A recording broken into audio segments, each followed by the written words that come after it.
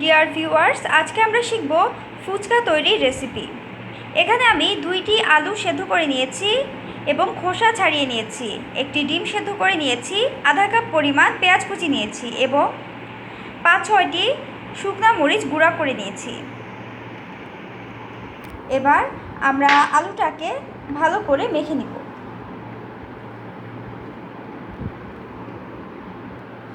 Viewers, এখানে আমি মটর সেদ্ধ করে রেখেছি। এবার সেদ্ধ করা মটরটা আমরা আলুর সাথে মিশিয়ে দেব। এবার মটর এবং আলু ভালো করে মেখে নিব।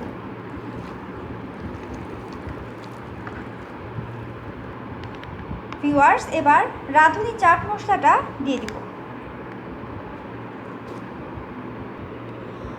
ভিউয়ার্স, এবার পেঁয়াজের মধ্যে পরিমাণ মতো লবণ দিয়ে দিব।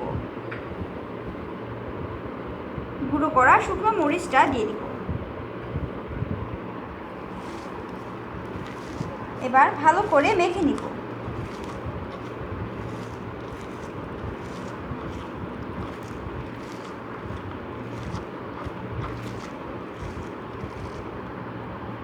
ভিউয়ার্স, এবার পেঁয়াজটা আমি আলুর মধ্যে দিয়ে দিব। এবার ভালো করে মেখে নিব।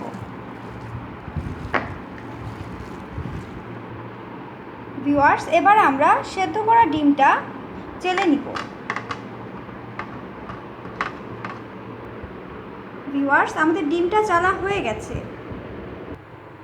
ভিউয়ার্স, এবার একটি পাতিলে আমি তেঁতুল ভিজিয়ে রেখে তার রসটা নিয়ে নিয়েছি। এবার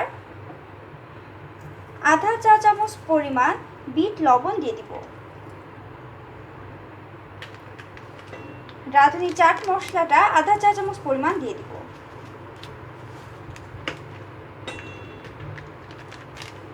ধনে গুঁড়ো আধা চা চামচ পরিমাণ দিয়ে দিব।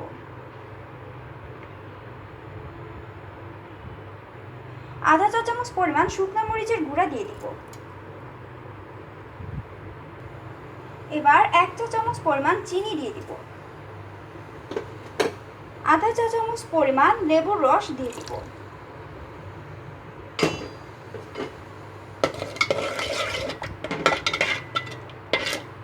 ভিউয়ার্স, এবার তেঁতুলের টকটাকে ভালো করে ফুটিয়ে নিব।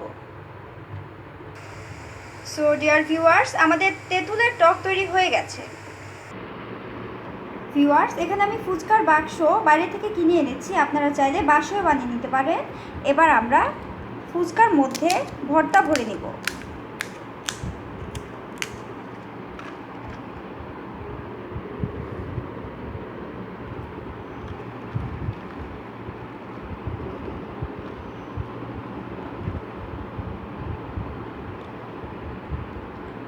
এবার ডিম দিয়ে দিব।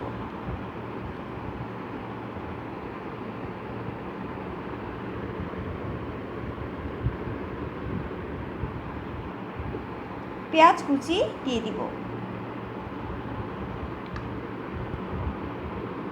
এবার শসা কুচি দিয়ে দিব।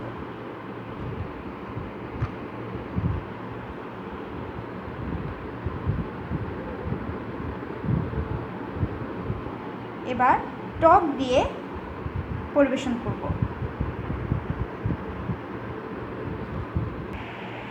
ভিউয়ার্স, ফুচকা পরিবেশনের সময় উপরে কাঁচামরিচ দিয়ে আমরা পরিবেশন করব। সো ডিয়ার ভিউয়ার্স, হয়ে গেছে আমাদের ফুচকা তৈরির রেসিপি। আশা করি আপনাদের আমার রেসিপিটি ভালো লেগেছে।